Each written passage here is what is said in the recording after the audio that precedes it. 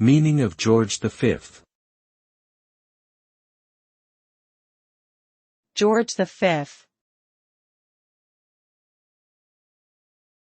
George V. George V.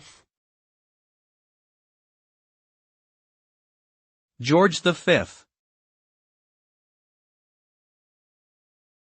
George V was the King of the United Kingdom and the British Dominions from 1910 until his death in 1936.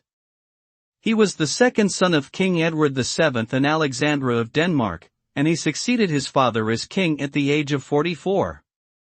George V oversaw the transformation of the British Empire into a modern constitutional monarchy, and he played a key role in the country's efforts during World War I.